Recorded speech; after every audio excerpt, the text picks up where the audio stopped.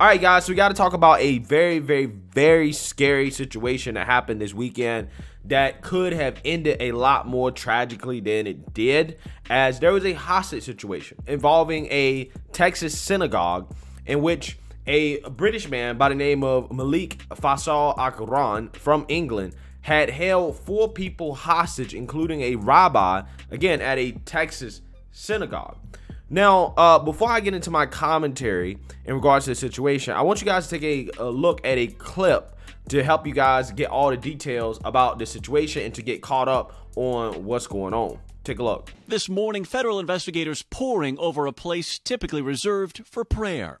Congregation Beth Israel Synagogue, now a crime scene, after a gunman held 4 people hostage Saturday during a terrifying 11-hour standoff. Could have been any of us. The suspect, Malik Faisal Akram, a 44-year-old British citizen who died after the FBI moved in. Today's result, which was 4 safe hostages and the situation resolved, was really a result of a long day of hard work. According to a senior law enforcement official, 2 of Akram's teenage sons were questioned by British police on Sunday.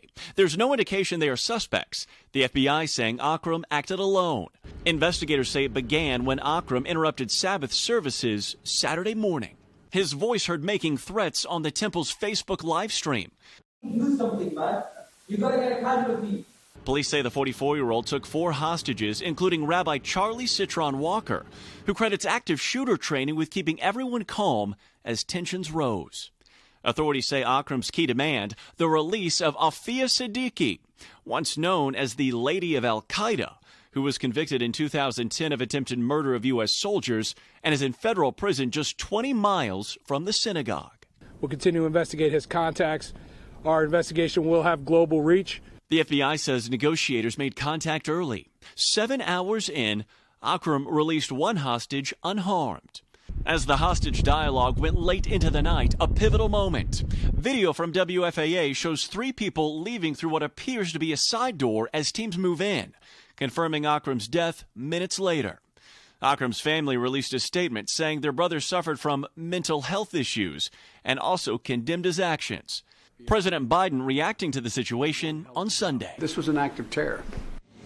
So Morgan, what more do we know at this point about precisely how Akram got into our country?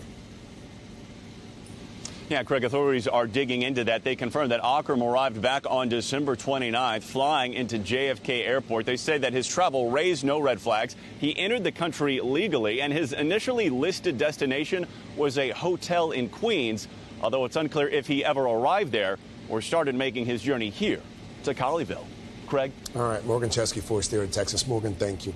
All right, guys, so you've seen that, you heard that. Again, obviously a situation that's very, very, very scary, and thank God that those people got out of there alive and that this did not end more tragically than it did. Now, you know, at this point, we have more questions than answers. However, before I talk about the suspect, let's talk about some speculation in regards to who the suspect might have been at the time in which this hostage situation was taking place. As a Democrat, the Michigan Attorney General, Dana Nessel, actually went on MSNBC, and during her initial reaction to this hostage situation taking place, she decided to blame white supremacy. Take a look. At the end of this, and he was asking to speak with his sister. We do know this is an ongoing hostage situation the White House is monitoring as well. This has been elevated to a federal level. As you watch this thing unfold, what are your biggest concerns? Well, my biggest concern, hearing that it's at a synagogue, is that this is someone who's intent on committing hate crimes and an act of domestic terrorism. And it's not just a random person who wandered into a synagogue. Now, we don't know that for certain, but we have seen an incredible rise in rhetoric that is anti-Semitic being trafficked all around the country. And in the case of Michigan, that is why I established the first hate crimes and domestic terrorism unit anywhere in the state, one of the first in the country, because we were seeing an exponential rise in hate crimes and an exponential rise in the formation and the membership of these extremist organizations, many of which are white supremacy organizations, and they traffic in hatred against Jews and other minorities. And so it's a considerable issue. When I took office, I met with the White House and I told them that one of my biggest concerns about my state was these escalating threats against these communities, and especially the Jewish community in the state of Michigan and frankly, all around the United States. So if it does turn out that that is the motivating factor here, it would hardly be a surprise. All right, guys, so you heard that big brain take there, okay? When asked about what is her biggest concern while these people are currently being held hostage, she doesn't say, my biggest concern is these people who are currently being held hostage and, their lives, and hoping that, their families are doing okay, and, hoping that, this doesn't escalate to a situation in which people lose their lives. No. That was not her biggest concern, right? Her biggest concern was white supremacy, right? White supremacy. Okay. Ain't it funny how these Democrats, and the scary part is that these people are actually politicians, they're actually in office. The first thing they want to do in situations like this is speculate that the person that committed the crime was not only white, but was doing it as an act of white supremacy. That's the first thing they want to speculate about, right? Again, ain't it crazy how that works? Anytime there's any incident like this whatsoever, that's the first thing they say. And then when it turns out that that's not the case, then they go silent, right? You don't really hear about it anymore. Now, people still talking about this right now. The mainstream media, I guess, is still talking about this. There's a lot of information out here about this.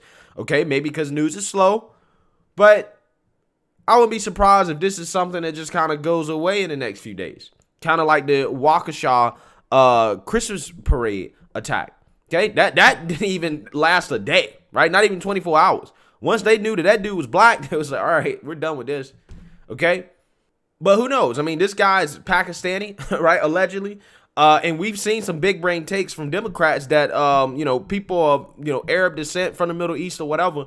I'm not sure if Pakistani counts. That's more like Arab Indian mix. But yeah, they technically count as Caucasian, right? So who knows? The mainstream media may be able to spin this as an act of white supremacy in some way, shape, or form, right? But again, I'm not shocked at all to see that the first thing these people want to do while this is going on is to speculate about white supremacy instead of just letting the situation play out and just express concern for those who are currently trapped in that situation. No. You got a grandstand about, this is white supremacy. Incredible stuff. So let's actually read and learn more about the actual hostage who was not a white supremacist, and go from there, because the hostage taker's brother family is speaking out and saying that he had mental health issues. So let's read here. The brother of the UK man who took a rabbi and 3 congregants hostage at a Texas synagogue before being shot questioned how he was able to travel to the U.S. and said his sibling was suffering from mental health issues. Malik Faisal Akram, 44, held the victims captive Saturday while demanding the release of Aafia Siddiqui, a Pakistani neuroscientist with suspected ties to Al-Qaeda, who serving time at a federal prison in Texas, authorities said. Now, here's the thing. I want you guys to actually get a little bit more information on this Aafia Siddiqui woman, because the background on her is very, very interesting. Take a look. Aafia Siddiqui. She is 49, a neuroscientist, and was a courier for the Al-Qaeda in the early 2000s. Our I-team discovered that Siddiqui was briefly enrolled at the University of Houston before transferring to MIT in the 1990s. Now, for the last decade, Siddiqui has been locked up at the Federal Medical Center, Carswell in Fort Worth, serving an 86-year prison sentence for shooting at U.S. officials in Afghanistan. Asked her what the gunman wanted to say to her, that too is uncertain at this time. Her supporters claim she's innocent, and she is definitely popular as well. The Washington Post reported that ISIS has offered to trade some of its prisoners for Siddiqui's release, but that has not happened. All right, guys, so you seen that, you heard that. Obviously, this Siddiqui woman character is a person of interest, a very, very, very valuable person that even ISIS wanted to trade prisoners for her, okay? So what that tells me is that this man traveling all the way from the UK to the United States to hold up this Texas synagogue hostage in demand for speaking to this woman tells me that there's a lot more going on here. Okay, there's a whole lot more going on here. And this is definitely an act of terror. And this probably has some connection to some terrorist organization. Okay, that's just my gut feeling, right? That's just my gut feeling. Just based off what we know. So this whole mental health thing that the family's saying right now, I'm not necessarily sure if I'm buying it, right? I'm not necessarily sure if I'm buying it based off the information that we have. It kind of seems like a cop-out, but let's read more here. Akram was fatally shot by an FBI team after all 4 hostages were safely released from the synagogue. The hostage taker's brothers, Gulbar, demanded more information about how he was allowed to get a visa and acquire a gun. The Manchester Evening News reported. He's known to police, got a criminal record, he told Sky News. Yeah, so that's a good question. This dude had a criminal record. How the hell did he get in this country? How did he get in this country if he had a criminal record? That is a good question. Now, in regards to the whole gun thing, allegedly he bought a gun off the street. That's what they're saying right now. So expect for that to be the main focal point of this conversation about this incident, not about the man itself, not about whether or not this is a terrorist attack or this guy was sent by some foreign terrorist group or whatever. No. That's not what it's gonna be about. It's gonna be about the fact that this man was able to buy a gun off the street, right? And then they're gonna use that as an excuse to talk more about gun control, right? And how reckless Republicans are in the GOP, and probably find a way to blame it on them, right? So it's going to go from white supremacy. Obviously, that narrative didn't work out because the dude is not white. Now it's, oh, well, this guy is not white, definitely an act of terror, probably, is associated with some extremist group. We don't want to push that narrative. Let's get to the fact that this man bought a gun off the street, allegedly, okay? And how did he get access to guns? Let's focus on that. I guarantee you, that is what the focus of this will be as this continues to unfold.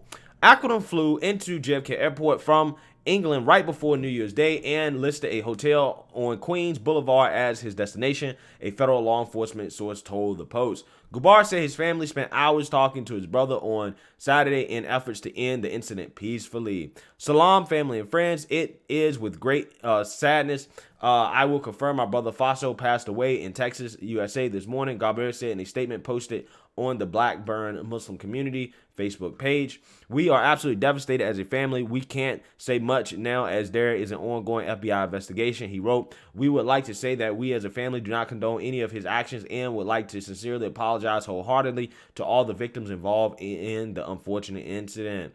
Sitting in the incident room last night at Green Bank until the early hours, liaisoning with Faisal, the investigators, FBI, etc. And although my brother was suffering from mental health issues, we are confident that he would not harm the hostages, he wrote. At around 3 a.m., the first person was released. Then an hour later, he released the other 3 people through the fire door unharmed. Don't believe the bull in the media. They were released from the fire exit and not rescued, Gubar continued. Now, I actually did see video footage of what happened, and yeah, they were released. The dude did let him go. So he is right about that. A few minutes later, a firefight was taking place and he was shot and killed. There was nothing we could have said to him or done that would have convinced him to surrender. All right, so this is that guy. The FBI are due to fly into the UK today, so we don't have much else to share at the moment. Obviously, our priority will be to get him back to the UK for his funeral prayers. Although we have been warned it could take weeks, Gubar added. Meanwhile, it has emerged that Akram had been banned from a UK court after ranting about the 9/11 attacks, the Telegraph reported. He told an usher there that he wished the court official had been killed on one of the planes that slammed into the Twin Towers, according to the outlet. A senior court clerk described Akram as a menace. After being banned the day after the 9/11 attacks, Akram reportedly said, "This has nothing to do with me because I didn't say that. People at the court just got it in for me because they don't like me." Oh, man. Sounds like an excuse a lot of people here use in the U.S. when they're in trouble, right? They just don't like me, right? They don't like me. U.S. authorities believe Akram arrived at JFK Airport in New York about 2 weeks ago with a visa and bought a handgun he used during a Shabbat morning service at the Congressional Beth Israel in Colleyville, ITV reported. On Sunday, President Biden said it was believed that Akram had got the weapons on the street, adding that he bought them after he landed in New York City. The president said Akram is also believed to have spent the first night in a homeless shelter. Biden declared the hostage situation an act of terror, but said authorities just don't have enough facts to determine why Akram targeted the synagogue. 2 teens in the UK were arrested late Sunday by Greater Manchester Police and were being questioned by investigators in connection with the incident, although it was not immediately clear what connection they had to it. All right, so as you can see there, that is all the information that we have right now. More questions than answers. Now, in my opinion, I think this act mainly has something to do with trying to get that woman out of prison, right? Because there are foreign terrorist groups that see her as a person of interest that have been trying to get her released. Now, again, he may not be connected to a foreign terrorist group. It could be one of those things where he just feels like that she's innocent or whatever, and he could have just been, I don't know, feeling like he needed to go do something about it. Now, why he held up a Jewish synagogue, I don't know. Anti-Semitism definitely could have something to do with it. I have no clue, right? But you know, hey, my gut feeling is that we're not ever really going to get to the bottom of this in regards to coverage, because the mainstream media is going to shift the narrative from those questions to more about, you know, how did he get the gun, right? And that's what the conversation is going to revolve around. How did this guy, who is a foreigner who came into this country on a visa, how did he so easily get access to a gun in the U.S.? That's what the conversation is probably going to shift to. Wouldn't be surprised. Instead of how did he actually get in the country in the first place, right? That's what the conversation really should be about. But, you know, hey, that's the narrative that I'm guessing that they're going to go with to try to distract from the fact that, you know, this was an act of terror. So let me know what you guys think. Make sure you like, comment, and subscribe. Most importantly, share a Black conservative perspective. Peace.